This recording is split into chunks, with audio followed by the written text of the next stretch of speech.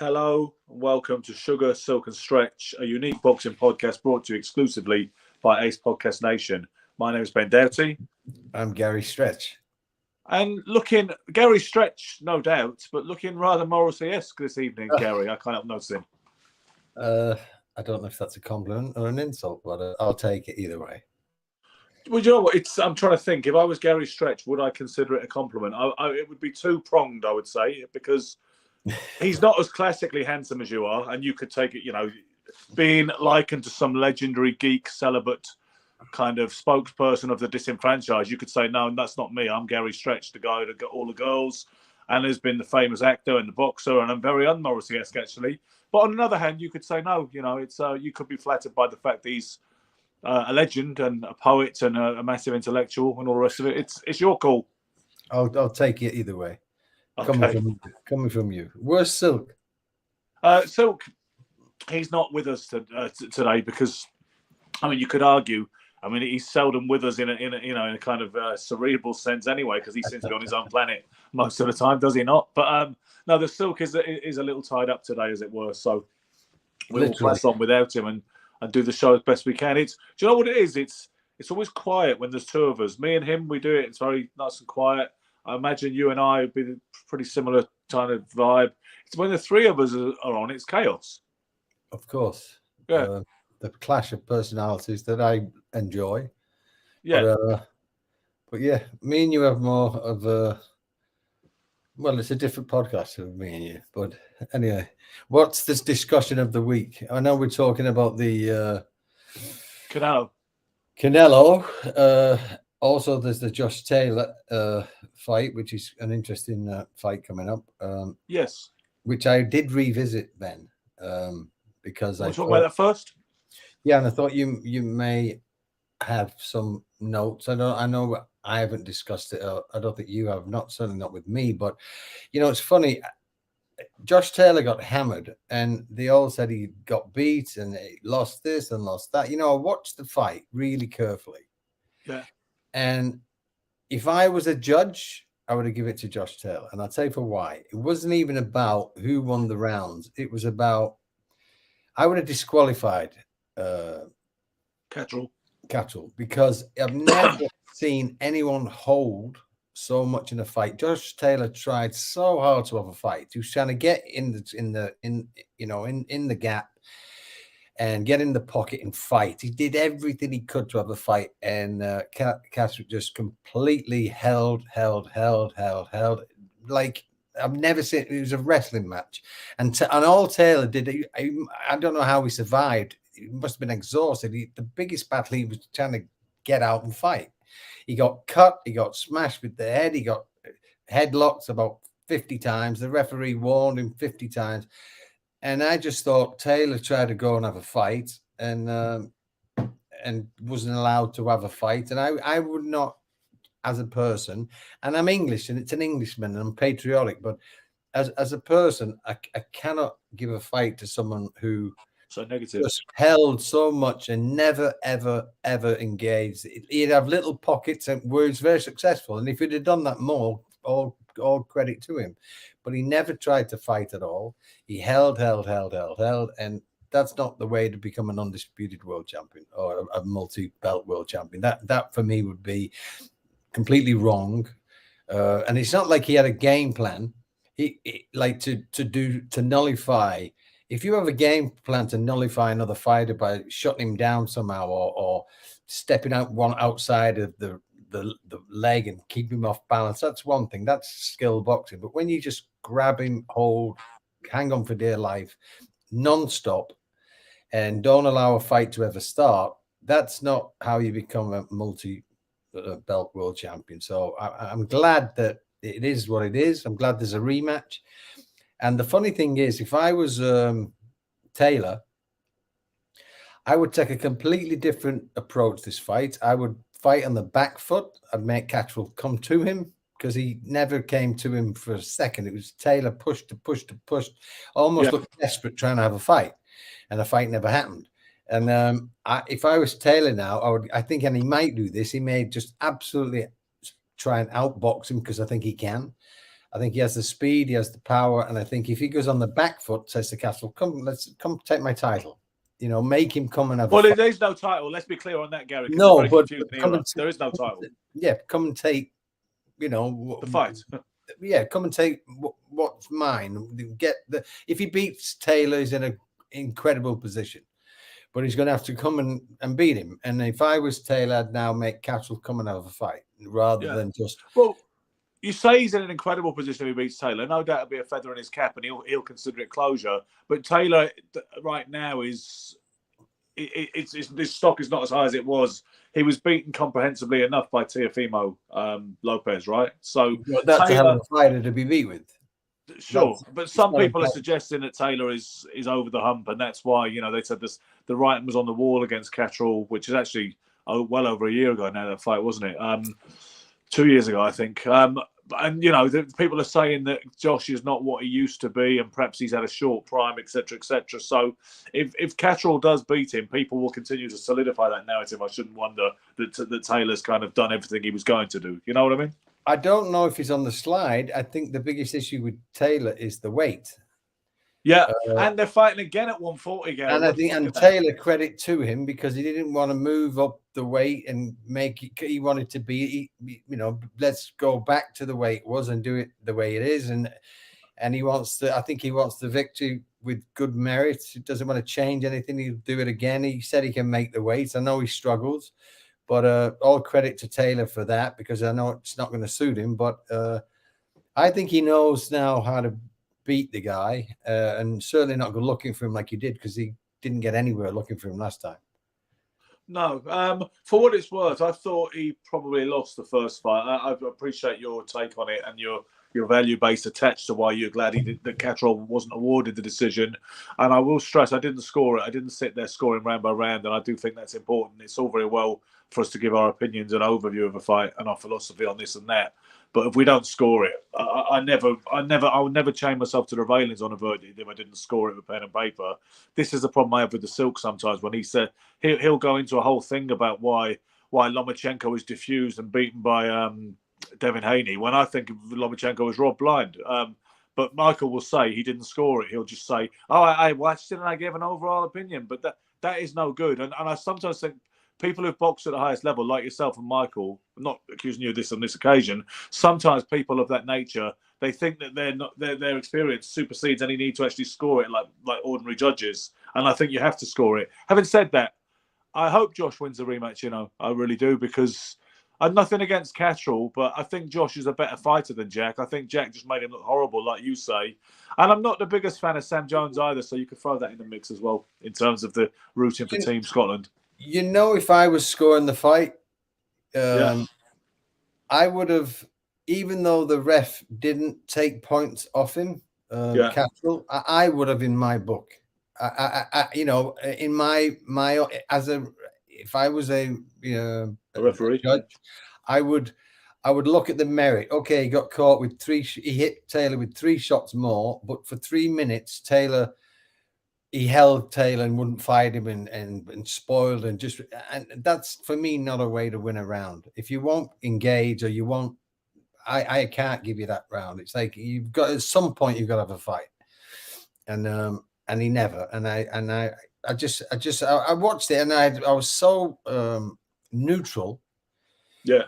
I just thought, but I felt terrible for Josh Taylor, the way he tried so hard to just fight, and he was putting himself at a lot of risk doing it, because he was like balls out trying to have a fight, and there was no fight going to happen that night. And it's the way that he shut Taylor down, the way he held him, clashing their heads, banging him, grabbing him every second, and it was just a horrible way to win a fight. And for me, I'm glad it's going to go again. So I've nothing against Catterall, but if you're going to win it and take the credit off Taylor and be hailed as the better fighter, then go and beat him in an earnest way. Don't take it off him by the way last time I would not feel good about, or even give him the credit of what he did. If you can beat Josh Taylor now I'm not saying you have to have a fight with someone if that's not your style, but you can't just grab and hold all night and think you're going to become a multi-belt world champion, or now just win a fight. For me, it's not the way to win a I fight. believe the tagline for this one is "The hate runs deep," and it's being sold as a grudge match, and various people have made the point this week that the dislike between the two of them is real. Did you? Because I remember bumping into Chris Eubank on a Soho Street corner back in 2006, and he told me he was visiting a friend upstairs, and a friend upstairs happened to be you, because you must have had a flat around Wardour Street or similar. And I said, oh, and I just typically enough said, oh, what, you're friends now, huh? And he said, well, we were always friends. It's just the business we're in. But did you ever have like that kind of genuine antipathy with an opponent going into a fight? Not really.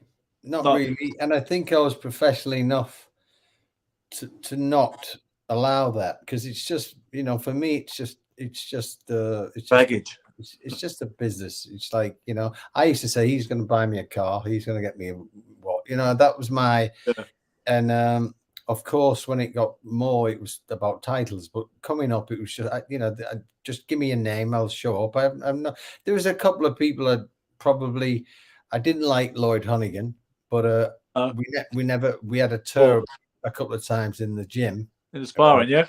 Yeah, and really got to pull us apart. There was literally bell rang, we never stopped, everyone piled in. It was the East. Where was that? The Beckett or somewhere else? Yeah. A couple of times, and then we had to train at different hours because I had a tour with him, like in the changing room. I walked in and I have no grudge against anyone. I went to shake his hand, he wouldn't shake my hand. I said, nice to meet you. Do you know what? It's funny you say that, Gary, because there was an ex-pro friend of mine called John Benny, Scottish fella, but London-based, who trained at the Beckett in that kind of era. He may have crossed paths with you. And he said Hunnigan one time just hit him for no reason. I'm talking about their shadowboxing, and they're in the ring. Oh, I think Lloyd Hunnigan was shadowboxing in that tiny ring in the Beckett, and John Benny was in the gym starting to warm up himself, or just maybe about to start his workout, and was looking at Hunnigan, or so Hunnigan thought. And Hunnigan had just taken a swipe at him for no reason while he's shadowboxing and actually hit him. I went in. I was really happy to meet him and open, and I said, hey, nice to meet you. We were going to spar, and I put my hand out, and he just looked at me and just walked away. No smile, no hello. And I said, what the fuck's that? And who was it? I think it was Bobby Neal or the trainer. Yeah, his trainer. He just said, man, no, he's leave him. I said, fuck, leave him. I'll fucking kill him. You know what I mean? I got into I was, but a young, headstrong kid, and I was a little bit bigger than him. I was a weight above him, and I was, that was an advantage for me. And of course, he's a very good fighter. I handled him, I thought, pretty well in the spar, but we got to such a tear up. It was like a fucking fist fight, and they pulled us apart, and then we were trying to get to each other. But yeah, he just didn't, he just didn't like, I don't know if it was a race thing, because he used to always come in with like the Jamaican hats and the black, memorabilia. I don't know. A race for me is, I'm very, I don't like anything racial. You know what I mean? It's like anything motivated to divide. I don't like that. I think people are people. I think it should not be an issue. But of course, some people are, some are not. But he had a big issue. It's like when Hopkins said to Calzaghe, "No white man will ever beat me." That bothers me, because it means somewhere inside him, and maybe he has reason, maybe he has history. I don't know, but I don't think there's any room in it. We're all just trying to make a living. All fighters just trying to do what we do. Obviously, Alan Minter, the other way around, wasn't it? Famously, he was dogged for the rest of his kind of life. That legacy was slightly lurking behind it. The shadow was with Hagler. Supposedly said, "I'll never let a black man take my title. I will never lose my title to a black man." Which he may have said that, because when you think about it, Gary, in the context, you're a couple of years older than me, and you remember a time when things were much more racist, certainly on our side, on the Caucasian side. When you're white and you grow up in a certain culture, you hear things, don't you, that things that would be absolutely unacceptable today, and people just wouldn't say, wouldn't think, and wouldn't feel. They might feel it still, I don't know. But you know what I mean? It was. Yeah. We remember a more racist landscape, don't we? When a man might have said something like that. My best mate growing up, and this is some of what broke my heart. I had a friend called Derek Murray. Yeah. And there were not many black kids in the school, and I became his friend. And there was not many black kids in the town, and he had a lot of racial issues. And me and him became best friends. And so I would always, protect him and be, back him. And one day I sat him down, and he had an issue, of course, but he had every right because he was so racially, segregated and abused by all these fucking idiots. And one day I sat him down. I said, "Why, why are you that way too?" I said, "I know you have reason for that." He said, "Gary," he said to me, "You're the only person I've ever met that when we fight, and I call him a CUNT." Right. He said, "That's all I call him." He said, "Everyone else, when they have a fight, they say you're black." He's a black. Yeah. And he said, you're the only person who doesn't say that to me. And so I understood his issue. Evening, Julian. I understood his issue, and I'm sure Lloyd had his issues. But I say what I say to people. I just did a masterclass in Bulgaria with a girl. Yeah. Who was very defensive in we do a repetition exercise where you sit with a partner and you repeat, and it's very intimate. And she had massive issues with men, and she wouldn't even want to do the exercise. Yeah. And they would sit, and then she'd pull her chair back, and then she'd be extremely rude, and it was hard to watch. And so it was a new class, so I took the kid out and I sat in, and she tried it on with me, but I've got much more experience than this young actor, and I know the exercise. And I said, "I know you may have issues with men, and I'm sorry if you've been hurt before, but I didn't do it." And she looked at me, and she crossed over. Something happened, and she made a really great breakthrough, and she ended up hugging me, and I felt very happy and rewarded for that. And I understand people who've been hurt in the past, but I think you have to try and be open to new people. To overcoming those prejudices, and there's some kind of default fear. I was broken down on it. I've had a bunch of experiences with other people and race people, but always positive. I was broke down on a freeway once in LA, middle of the night, 3 a.m, and I got a flat tire. And I was in the middle of nowhere, almost no lights on a freeway, and I pulled over on the hard shoulder, and a car stopped, and I looked in the mirror, and this big black dude got out. He was about fucking 8 foot tall, and I thought, what the fuck? And I thought I just had a weird feeling, and he walked up, and I opened the window. He said, "Yo," and it was raining, freezing cold. "Are you okay?" I said, "I've got a flat tire," and he fucking got under the car in the rain and took my tire off. Yeah. And I was almost crying. He was fighting to get the wheel off, and he was soaking in dirt all over me. He finally fixed my tire, and I said, "Hey man, and I went to try and give him something. He went, "No, it's okay, it's okay." And it broke my heart. And I thought, how the fuck can people judge people without, like, it changed my life. And it wasn't that I've ever had any issue ever, but it made me feel like, wow, like how bad people can judge and just have issues with things. Like, just for fuck's sake, be open to everybody. There's good white people, there's bad white people. We know that. There's good black people, but they're just people. I don't think we can. Yeah, I got to say, I mean, I lived in Harlem for some time back about 20 odd years ago, and I never experienced any problems with black people in Harlem at all. You probably encountered this yourself. When you're English and white, they kind of like you a lot of the time. I mean, there's a novelty, and there's some, I don't know, that everybody was just curious and friendly and all the rest of it. There wasn't any kind of, didn't feel any of it at all. I mean, people said it was a dangerous area, which no doubt it could be, some of the time. I've never had an issue. And in fact, I think most of my friends now, I'm in LA, most of my friends, I think if I had a percentage of friends, I would say 70% are black. real good friends. Like I've got brothers. A guy called Brian LaRodas, he used to manage Stevie Wonder. He's probably my best friend in LA. Yeah. And he takes me everywhere. And it's funny because I go out with him and we go, like, he used to have Sunday dinner at his house. And Stevie Wonder was there, and like, because he managed Stevie, and so there would be Oprah, but I'd go in a room. It was 50 black people and meet the only white guy there, and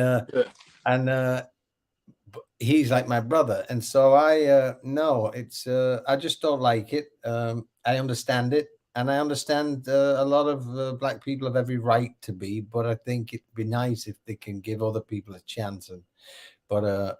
You know, it is an issue for years, and it may never change. I would hope it changes, but I don't like to be around it. You know what I mean? It's and somehow Lloyd Honeyghan has taken us down that road. But one more Lloyd Honeyghan story while I'm on it, and then we'll get on to the Canelo Alvarez situation. Did you hear the story that supposedly Lloyd was nailed on for Sports Personality of the Year, BBC award, for 1986? And why shouldn't he have been? Because of that tremendous historic win over Donald Curry in Atlantic City. And then he didn't get it in the end because he couldn't be bothered to come and accept it. He couldn't be bothered to show up to the ceremony because Ambrose Mendy tells me he was busy with Maria Whittaker that particular weekend, ensconced in a hotel, you know, taking advantage of that little kind of situation. And he said he couldn't be bothered to actually go and get. So apparently they gave it to Nigel Mansell instead. You ever hear anything about that? I remember that whole event that he was supposed to get it. I don't remember why. Thanks for telling me, but I don't remember what happened. But I remember the year that it was taught that he was going to get it, and then he didn't. Yeah. I mean, too busy banging a glamour model. I'm sure you can relate to that, despite anything you may not have seen eye to eye with Lloyd. I'm sure I'd have took the award, to be honest. You did say again? What? I would have took the award. You'd prefer, yeah, because you know what, Gary, you come in like, I can go bang a glamour model tomorrow. Let me get the award after the award ceremony, yeah. And plus the fact you'd have been like, listen, if I take this award, I'm only going to probably bang more glamour models, and if I don't, keep this momentum rolling. So very short-sighted, Lloyd, really, when you think of it. Yeah, short-sighted, but in any case, I'd have chose Maria, says Julie. Julian's not with you. Julian said he'd have gone with Maria Whittaker, but she was my mate, Maria. She was a great girl. Yeah. So anyway. There was speculation there still is speculation ongoing about Canelo Alvarez's next move. We know that the date will be May the 4th for his next fight, but a lot of people were talking up the Benavidez situation, who I believe was his mandatory with the WBC. Certainly, Benavidez is an exciting, young, aggressive fighter. You know, he's done a job on Andrade and on Caleb Plant, etc. He wants to fight Canelo. He's pursuing the fight. Canelo doesn't seem as fussed about the fight. Doesn't seem as keen about the fight. So he has not been ordered to face him as a mandatory yet. So we know that Canelo had grace to fight who he likes on May the 4th before the mandatory was imposed on him. People were saying he was going to fight Jamal Charlo, not to be confused with Jamel, who he fought back last September. So the situation is that Canelo was supposed to be making a big announcement in the week, which never really unfolded as a big announcement. People said he was going to leave PBC because people are saying Al Heyman's PBC are broke and they cannot guarantee his 35 million purse. He's on a 35 million guarantee every time he fights. They said they couldn't put that money in escrow, so he was going to leave PBC. He didn't. And then, long story short, Samson Lekowitz, who's Benavidez promoter, posted yesterday on X, used to be called Twitter, that PBC have now offered him 55 million to fight Benavidez next, and Canelo has turned it down. Canelo's side denies that. Eddie Reynoso has denied that. Canelo's trainer manager, but can I be honest with? I understand all of that, and I'm all for mandatory, but I think if I was Canelo, let's say you're Canelo, Ben, and just think about this and the resume that he has. Yeah. With that resume comes a certain ego, and with that resume comes a certain amount of. It's like he's like the golden ticket for everybody. Whoever fights him makes a lot of money. Yeah. And I think at this stage of his career, he's at the end of it. He wants to fight who he wants to fight. I honestly don't believe he's scared of Benavidez. I think he thinks. I think he thinks he doesn't have a resume to demand anything from me. I'd rather fight Crawford, who's undisputed legend, who people are saying pound for pound, whether or not he's small or Crawford's pushing for the fight. It's a more interesting fight. But he's not going to fight Crawford either. Definitely not May the No, 4th. no. But I'm saying there are more interesting fights for in his head than Benavidez. Benavidez never won anything. He's sure he's a top contender, but there's a lot. Well, he can't win anything if he don't get a shot, can he? But right. The funny thing, but you know, he's. I don't think he's running from anyone. I think he's just trying to get as much legacy fight as he can. If he never fights Benavidez and let's say Benavidez gets beat in his next fight, he'll be forgotten anyway. That the issue that he never fought Benavidez, but and he'll be remembered for beating Crawford if he fights. He'll be remembered for beating. I think he's at a stage of his career where he feels he can pick and choose who he wants. But I don't think he's a fair. I think he may end up, just because of all the noise, fighting Benavidez, and I think he'll beat him too. He's always been at a stage of his career where he can pick and choose, or certainly for the last 10 years. Is it fair to say this is not a final phase strategy? This is the blueprint. I'm not necessarily knocking it, but that is what it is, right? But if he was offered 55 million, why wouldn't you do that? And I don't know. I don't think it's a money thing for him anymore. Honestly, I think he's one of the richest fighters in history. So I think, you know, whether it's 55 or 45 to fight someone he'd rather fight, and I don't think it's again a fear. It's about getting named, you know, to getting ticks on the belt, who he wants now, because he's got limited, maybe a year, 2 years left. He's going to be out. But if there's that much noise made about Benavidez, I think he'll do it, because he won't want to not be respected for not doing it. So he's getting Benavidez, and everybody's doing a good enough campaign to make it happen. But I just think he deserves to fight whoever he wants. It's Julian McGowan has said, like, Hagler didn't fight Kinchin or Schuler or Harold Graham in the last 2 years because they didn't excite anybody, and he chose who he wanted to fight, and he says let Canelo do the same. I think Julian's correct, because it's like, when you've done what he's done, he's beat everybody. He's fought everybody, and I mean, he's almost beat everybody, and then he's two. Obviously Mayweather, who took him to school, and Bivol, who did similar, and so and he's lost more fights than that, hasn't he, Gary? He's lost more fights than that morally. Well, he's had some interesting hand raises, hasn't he? Couple. Yeah, but he's I think with every fighter, you know, we have ego, and he thinks he's earned the position to pick and choose who he wants, who he gives the golden egg to, because whoever fights him is going to make 20 million or whatever they're going to get, 10 million. It's still more than anybody else. So, and I think also, when you get to his position, when you get people like Benavidez who are banging on him, slagging on him, he thinks, I'm not going to give this fucker a payday, because it's personal then. Do you know what? That was always Ricky Hatton's argument against Junior Witter, wasn't it? That was always Ricky Hatton's stance publicly on the Junior Witter fight, which the British fans certainly were clamouring for. He said he was never going to let him make that money, and he didn't have to do it, and he did, so he didn't. You know. And we know Tyson Fury only gave Chisora the fight to give him retirement money. Yeah, exactly. That was an exercise, you know, in giving a friend a payday. Yeah, and I think that when you get to that stage, you can do that. But yeah, Mark just said, Canelo would want to avenge Bivol. I think he would, but I think he also might know that he can't. Thank you.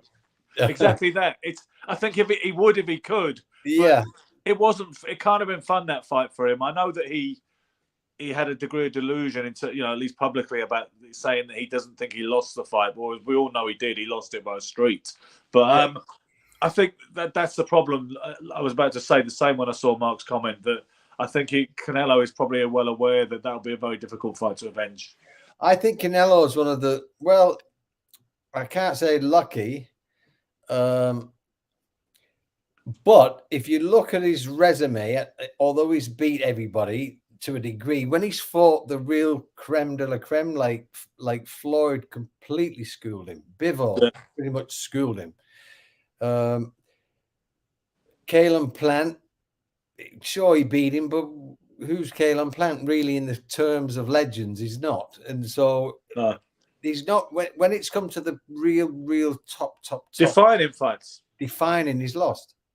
Well, the thing And is with again, Golovkin, what's Golovkin interesting, it's a bit like Mike Tyson. Like Mike Tyson never avenged any of his losses, and No.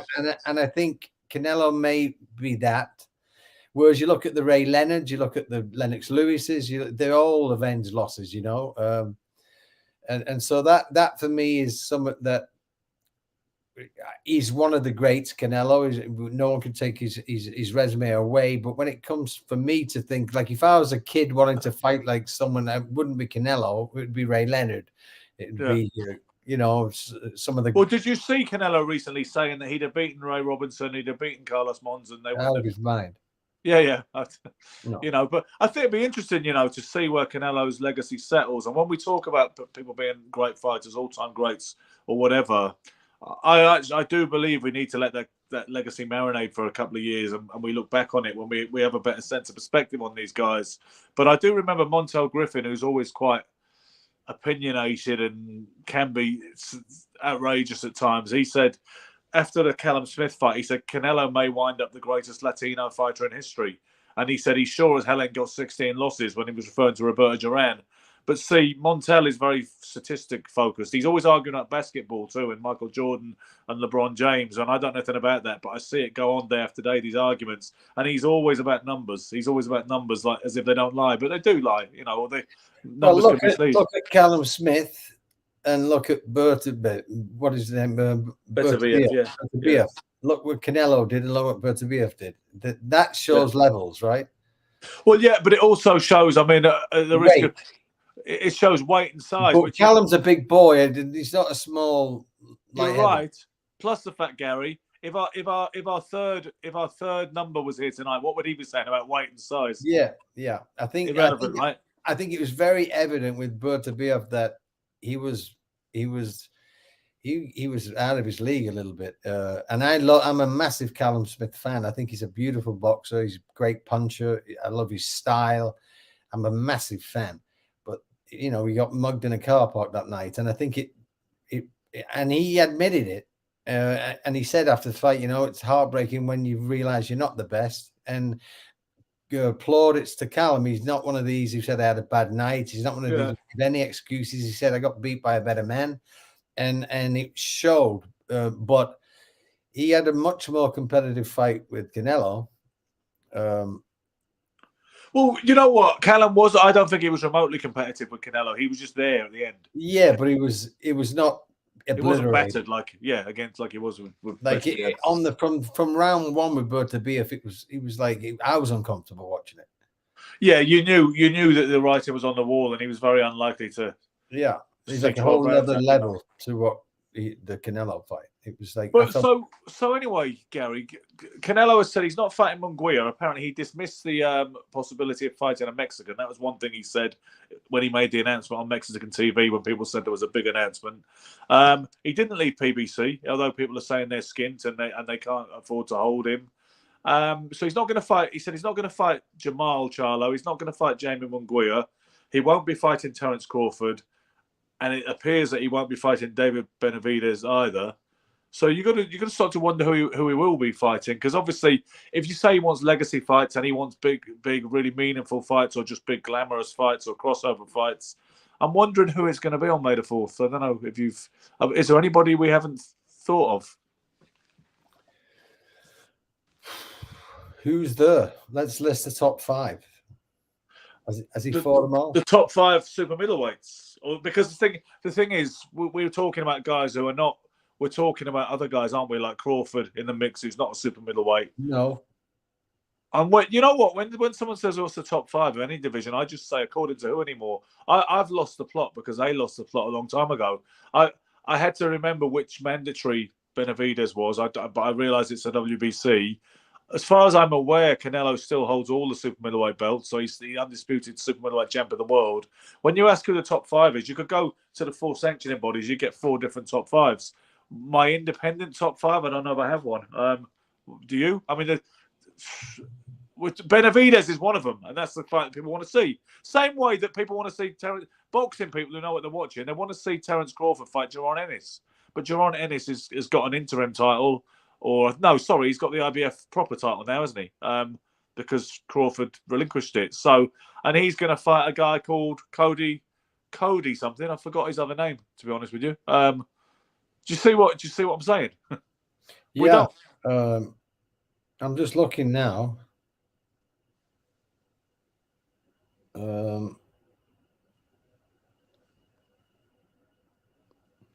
Julian says Benavidez is so clever and deceptively so. I think he beats Bivol, but that's a great fight. Where is the next great American 175-pound king? Where's the next great American light heavyweight coming from?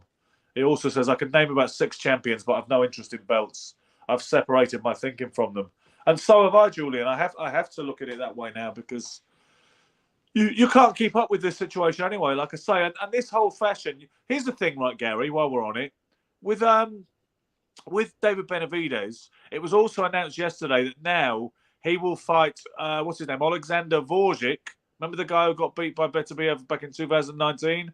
Was a title holder himself, trained by Teddy Atlas. He's going to fight him for the WBC interim light heavyweight belt.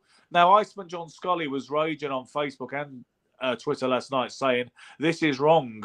Artur is the WBC champion. That is that. Why the hell are you going to declare one of these guys the interim champion? What they do, they can't just have a mandatory anymore. They have to have a champion of sorts with a belt because they can rent the belt to him, can't they? Yeah, yeah. You know, I just looked at. There's no super middleweights left for him to fight. Except for Benavidez, right? Except for Benavidez. Benavidez. Yes? So why not fight him if you really have been plan is Morel. I think that's the only fight he can. I think that would really help his legacy for publicly. But there's only Benavidez, Munguia, Banzinyan, and I don't know him. Shiskin, Pacheco. No, there's no one. There's really no one that he hasn't. That he really that holds a status for him to beat. So if we're narrowing it down, then Gary, we're looking at the most meaningful, attractive options as far as we're concerned. Then would be a Bivol rematch, but we don't fancy his chances. The Crawford fight, which is very intriguing, and I know the Silk fancies Crawford. Benavidez. The Benavidez fight. So we've got Benavidez, Bivol, or Crawford is what we come up with, yeah, more or less. Yeah, and I would fight Benavidez first because if he is on the slide, I would get that out the way, and then he's got an option of or Bivol maybe. I'd like to see Bivol fight Benavidez. That'd be an interesting fight. Well, if this is a thing, if suppose that Benavidez, because Bivol said he'll do 168. He did. He said he'd fight Canelo at 168. But here's the thing. So suppose Benavidez doesn't get the chance at Canelo. He's going to fight Vorjik for the WBC interim light heavyweight title. That puts him in a mandatory position to fight the winner of Beterbiev and Bivol, which is going to be happening in June in Saudi, right? Yeah. An interesting fight would be if Bivol were to lose, which is highly likely. It would be an interesting fight then. I think Bivol beats Beterbiev, actually. Really? Yeah. That's another one. Unless the guy stops him, Bivol wins the fight, I think. That's another one you'll lose. We'll see. We'll see about that. Yeah, we'll see. The Silk is very obsessed with that scoreline, by the way, you know, because he's, what is it? It's like 9. He's 9-3, you're 9-4, and I'm 10-6. When you get to our age, you get little victories. Yeah. You think it should be me? I guess if I was ahead, that's when we'd see if I was obsessed with it or not. It should be me that really wants to score points off you two because I didn't achieve anything compared to you guys. So he should be quite satisfied with his legacy without needing to beat you and me in a predictions league, you know. But we shall see. Obviously, it's only 2 weeks away from Joshua and Ngannou, of course. We will go in more depth inevitably next week, but it's only 2 weeks away. How are you feeling about that with a fortnight to go? I think it's. I think Joshua breaks him down. I think Styles make fights. I think he breaks him down, and I think he he possibly either a points win or a late stoppage. Yeah. I would hope. If he doesn't, then we have to give plaudits to this, Ngannou. He must be very, very good, because I think the Fury fight was, it was an event, and I think everyone can have a bad night, not prepare well, which I've said all along. I think we didn't get the Tyson Fury we want, but look at the state of him physically compared to the recent photographs of him. Yeah. So I think that Tyson Fury in the worst shape in his life beats most of them. But I think AJ will. I think he should really do a number on him, and I think the styles suit. AJ. I think, but the one issue is that if he does engage, and which Ngannou will try, and that will suit AJ, but also he is in the firing line if he gets hit. But I don't know how hard they all say Ngannou's the biggest punch in the world. Like the shot that he caught Tyson Fury was a glancing shot on the head. Other than that, there was never any danger throughout the fight. He never looked like he did any damage. So I don't know in a boxing ring how hard he hits. We'll see. But I think Fury was never in a moment's trouble. I don't think, actually. He went down, but I don't. He just didn't fight great, but he was never in trouble. He was never. No, I think that Ngannou's come in with this crazy. Everyone's got this phobia that he hits that hard. I don't know. I don't know if he does. You know what I mean? It's like everyone knows the UFC guys. They're not strikers. Most of them are pretty limited with hands. So one of them who's decent gets this, resume that they're amazing punchers. But I don't believe. I believe the MMA guys. Sure, a little boxing knowledge is good for them, but the wrestling, jiu-jitsu is what makes them extremely dangerous. What he did show against Fury was a reasonable boxing IQ. I thought. And be able to switch and a comfort level. When Fury switched, he switched. Yeah, comfort level. He was. He had a good head on his shoulders. He never looked out of place. He looked competent. So against a very, could have been. He obviously got up for Ngannou, biggest night of his life, I'm sure, and so Ngannou at his absolute best couldn't beat Tyson Fury at his absolute worst. So, that's the reality. If you look at it that way, you say Fury was definitely not his best on that night, physically or mentally. You could tell he was not in the best shape, but the worst shape I've ever seen him. So Fury on his worst night beats Ngannou on his best night, but. I think the Joshua fight will answer a lot more questions, and I will be the first to give Ngannou all the credit in the world. If he can beat Joshua in any kind of fashion, points or any way, or even make it competitive, then he's a lot better than what we think. And I don't think we should limit his skills just because he's only had a few fights, because he has been a professional fighter for many years and at the top level. So. Joe reckons AJ is going to jab and run all night, a la Ruiz too. No, I don't think so. Don't think so. I think he'll break him down, but then he'll start putting shots together. I think he'll be cautious. I think he'll be cautious, but I think he'll be much more pro.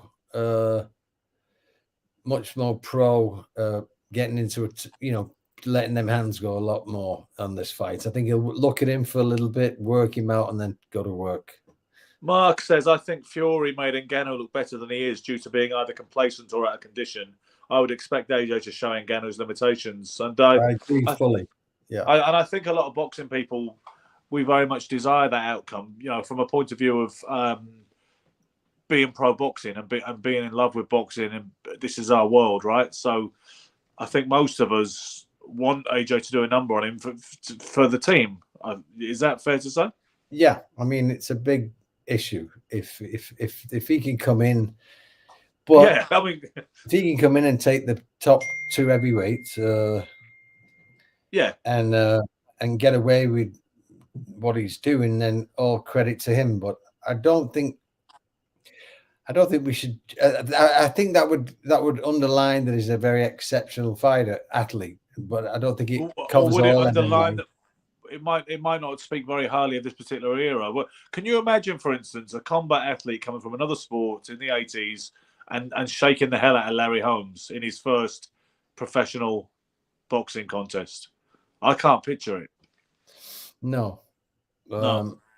but I think that if Ngannou does do a job on AJ in any way, shape, or form, it just may underline that he personally is a very special athlete. We Yeah. know he's had a special life and a special journey, and showed incredible character. So he might be a very, very special athlete, but I think he would be a one-off. Yeah. There's not Because Mayweather McGregor proved everything we thought we knew, didn't it? As far as from a boxing side of things, it proved that whatever much of a puncher he was and however much bigger and stronger he was, it didn't do him any good at all, any of it, did it? And so that. And I told you I talked to Floyd about it, right? Yeah. And Floyd said I carried him. Yeah. Literally, and I said, "Why?" Because I was so angry. I said, "You should have got him just get rid of him." And he said, "Because if I'd have got rid of him in a round, it's over." But he said he's going to fight again, and he said I will promote him, which is going to happen. And he said whether it be Pacquiao or whatever, and we'll make another couple $100 million. But he said we had the plan from round 8, 9, just go to work. And he went, and he didn't even hurt him. He just pressured him. Yeah. He just walked him down, and within a round of putting the pressure on McGregor, it was over. And so, but he said to me very clearly, and I thought, wow, he's an incredible businessman, But that's what he said to me in Vegas. He didn't. When was that conversation? I was in Vegas a couple of years ago, and we went. I was with my girlfriend. And we went to his strip club for fun. Yeah, we was, and I said hello. And he sat with us. We had a conversation, and I said to him, "What happened with McGregor?" And he said, "Come on, very, very off key." And he said, "I said, why didn't you just get rid of him just for the?" And he said, "Business." He said, "I'll make another couple $100 million. We'll put a fight and I'll promote it." And I said, "Okay." I still am a bit more. I'd have liked to just blitz him in a round just to prove, But business is business. Yeah. And I think he only told me. I think at the time they may have been somewhat friends. I think now they're not so much. Maybe not. Yeah, maybe they're falling out. I think they had some kind of maybe what was said or what wasn't. But yeah, I mean, but anyway, that's what he told me, and I believe it because as soon as he started to put a little heat on him, it was done. Yeah. So you probably heard that Pacquiao was refused any kind of special dispensation to take part in the Paris Olympics this year because that was his dream to finish his career with an Olympic gold medal. But they said I guess it's AIBA, or I don't think it's AIBA anymore because there's been all upheavals in the administration of global amateur boxing, hasn't there? But whoever the governing body is, I don't know if it's the Olympic Committee or whether it's the boxing body, but they said you can't do it. The upper age limit is 40 and we're not making an exception for you. You know what's strange, Ben? When I was an amateur, you couldn't turn pro. And I don't like the idea, do you, Gary? No, because one of my biggest not regrets is, after I beat George Collins, I was like, I was in the England squad and they were about to go on this whole trip with me and Kevin Hickey. As everybody wanted me to go here, go there, and fight internationally. And I thought my big dream was to go to the games, but I thought if I go and break my hand, I'll lose the opportunity now. 88 could have been you, couldn't it? Richie Woodall's place. Yeah. And, but it was 3 years. I had to wait, and I thought it's a long time. And if something happens, and then so I turned pro in a blaze of glory. Yeah. I mean, Dan Cherry said he did similar. You know, Dan Cherry was in the shake-up for the Olympics, which would have been, I guess, 1988 as well. But Sugar Ray Leonard was as an offer on the table for Sugar Ray Leonard as his manager, you know, and he said I went with the sure thing rather than gamble something on a dream, which you know may get scuppered for one reason or another with the Olympic dream, you know. But yeah, but mine no, I was don't like the idea. a long time. But imagine if they would have let me turn pro and then 3 years later go in the games. It's such an advantage. Yeah, for sure. Joe has said, didn't Rocky Marciano go back to the amateurs and lose to Coley Wallace? Yes, he did. That's true. See, you know, some people try to say that Marciano lost pro fights, you know, or a pro fight under another name. That's not quite true. You know what it was, Gary? He turned pro under the name of Rocky Mack in, trying to think when it would have been. I guess it was like 1948, I believe, but don't quote me on that. And he won it. Then he went back to the amateurs and had a couple. He had 2, 3 or 4, I think 3 or 4 amateur fights. He lost one of them to Coley Wallace, whose claim to fame was he played Joe Louis in a TV biopic. And then he turned pro again, and he was 1-0 with a few amateur losses, an amateur loss in between. Then he put the 48 together to make him 49-0. So he is legitimately undefeated in 49 professional fights, but he lost an amateur fight in between his debut and the other 48. Don't say I never teach you anything. Something like, what does Michael Caine say? Not a lot of people know that. Yeah. There you go. Yeah, indeed. Yeah, indeed. Yes. This is Cloudminder says. I think this is the fellow who knows Barry McGuigan. I think his name's Jim McGuigan, but he hasn't actually said anything else. So here you go, Jim McGuigan. Apologies to Gary for Barry's comments on the Eubank fight. He was wrong. There you go, Gary. There we go. That is closure, mate. Remember, this was 8 months ago. This episode. Remember? Yeah. Thank you so much. Yes. I was just a bit. I always loved McGuigan. I was very hurt. I thought I just wish it would have been just not so you know, one-sided. I love what Jim Watt commented on. He was, I think, he was very honest, and they even interviewed Michael Watson halfway through the fight. Yeah, and Watson said if Gary keeps doing it, he wins. You know, you know, you can watch the fight. Watson, they talked to after round 4, I think 5, because he said Gary's winning every round. I mean, so when McGuigan was saying, you know, all the stuff he said, like it wasn't in the fight, it was, you know, and then of course all the judges had me winning. So I was like, okay, you know, and I just felt like that was commentating for the promoter who's hired him to do it, you know. Yeah, and I think that happens, you know. I shouldn't, especially not with ex-fighters, because I think we should have a certain moral code to each other. We know how hard it is, and I think we should give each other a fair whack, not be.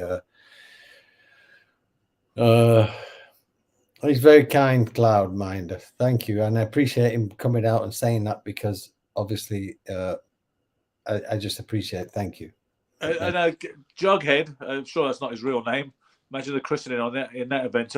Says I used to train at the Thomas of Beckett. That's correct. Yeah, my amateur days. Gary Stretch was training there at the same time. Gary Davidson ran the gym at the time. Yeah, yeah, he was my first trainer when I turned pro. Gary was, yeah, Gary Davidson, yeah, because.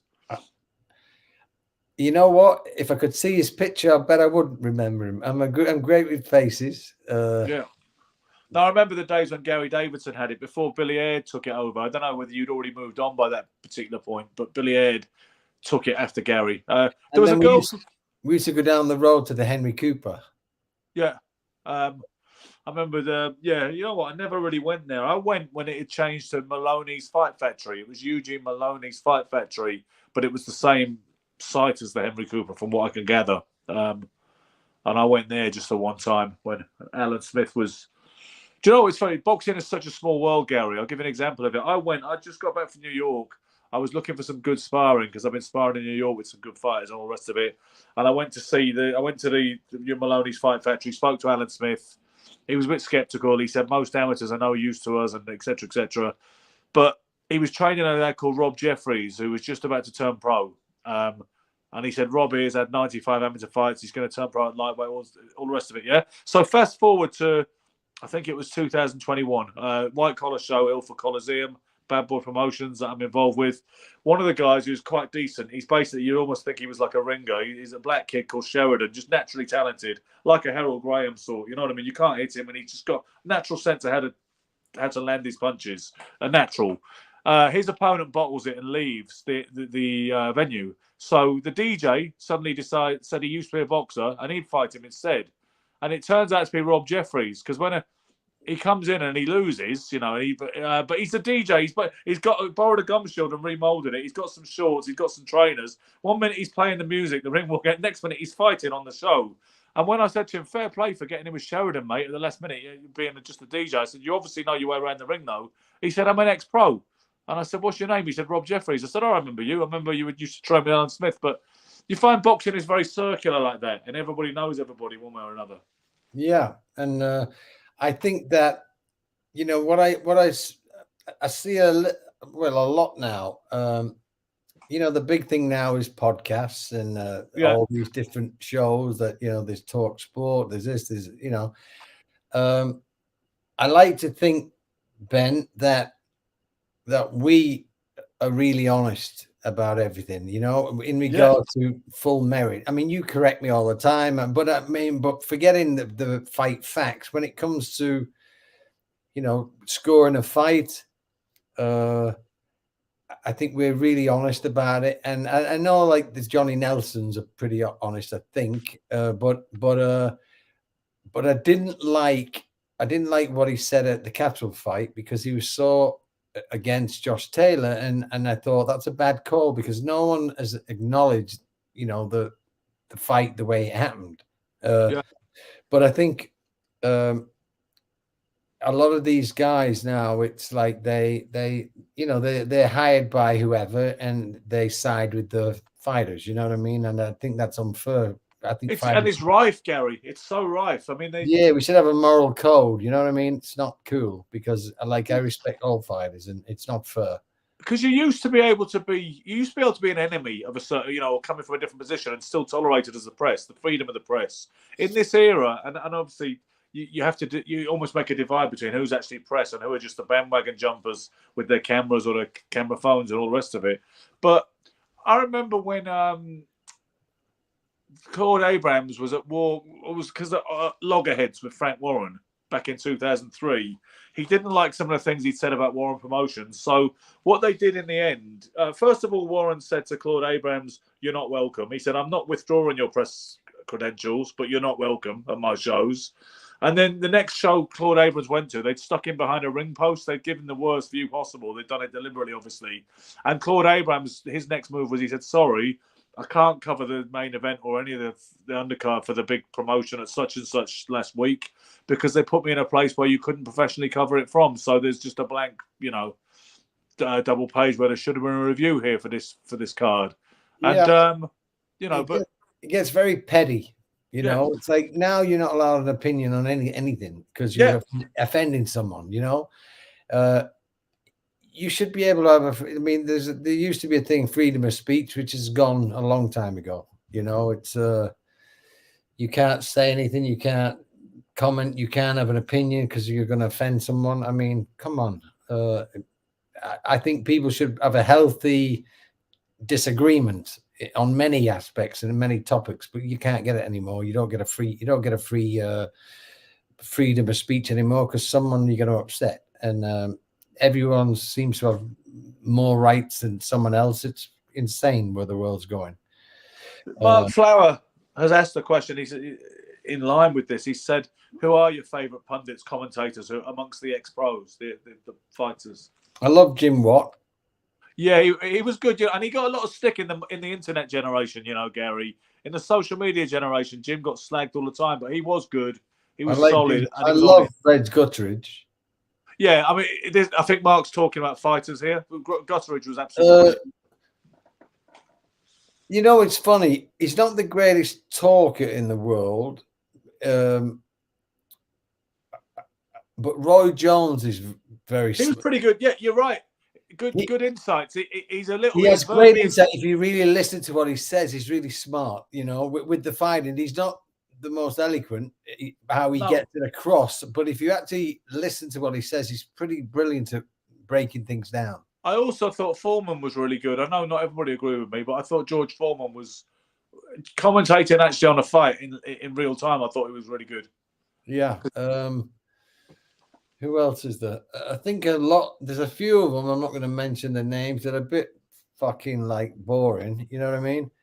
Paul Malignaggi, people say a lot of good things about him, but he got cancelled. You know that, Gary? He got cancelled. You know. He's very knowledgeable. You know, he's very smart at breaking things down and whatever. He's a bit too fast for me. A bit slick. Yeah. And but you know he got cancelled, don't you?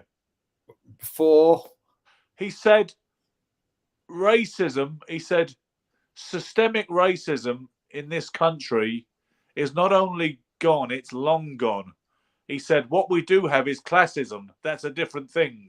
Now, how the hell can you cancel a man for something as objective and academically based as that, whether he's right or wrong? No. I mean, Piers Morgan, remember he got fired for something. Like, I'm not, like, I think he's great, Piers Morgan. Yeah. In a lot of things. You know, I don't agree with everything he says, but I'm not supposed to. I you know. That's the point, yeah. It's like, that's why we have discussion. Yeah. And if an audience can watch a discussion with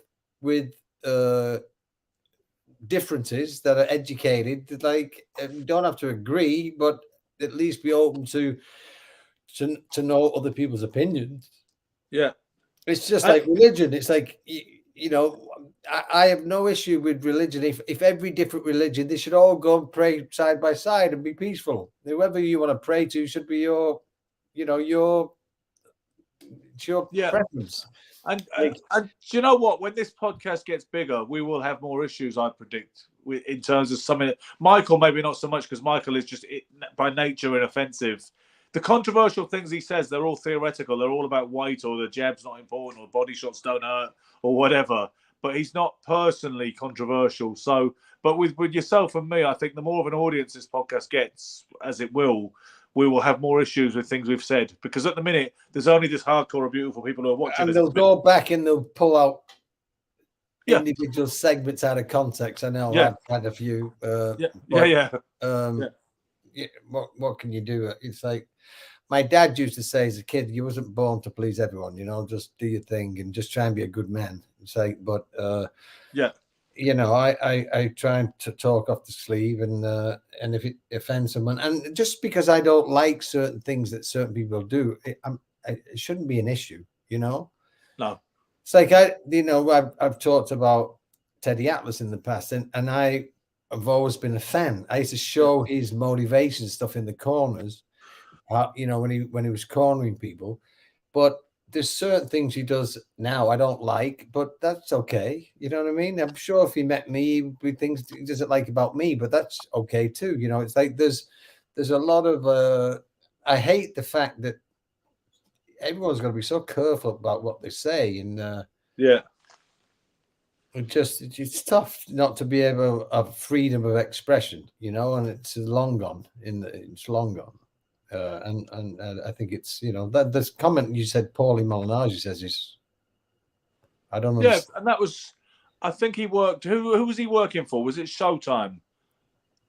ESPN. It was either ESPN or Showtime, I believe. I think he's one of the most knowledgeable guys in the game. He's a little bit, for me, he's a little bit slick, but and I've met Paulie. He's just that way. He's that a New York kind of. You know, he's yeah. Well, I've met him a bunch of times. You know, I sparred with him. I sparred at least 20 rounds with him in different segments of 3 and 4, but he doesn't remember it, and it ended up becoming this big thing, really blown out of proportion. My trolling factor, the Doughty detractors got hold of it. Somebody tweeted him years ago and said, "Did you ever spar with a guy called Ben Doughty?" And he says, "I don't remember it, no." And he says, and he definitely didn't spar me if he said it was in this particular month because I had a bad hand then, which. So I know I sparred in between. It was 2003, and it would have been between about May and August. Those were the times that happened. And I remember who he was fighting at the time. He was getting ready for a guy called Shad Howard the first time, and I could tell another bunch of details from it. He doesn't remember, and even though I've seen him since, and I've remembered the times to him, he just doesn't remember. But but it ended up getting blown up. It almost got so stupid that I don't feel like I can mention his name now on social media without somebody jumping on trying to claim that I'm the inference, Gary. The accusation is to inflate my credentials. I made up this whole story and anecdote about sparring Paul Malignaggi several I'm rounds. sure you'd have thought of someone better if that's what you was trying to do. I'm not being funny, Gary. Exactly that. I mean, I've got Sugar Ray Leonard.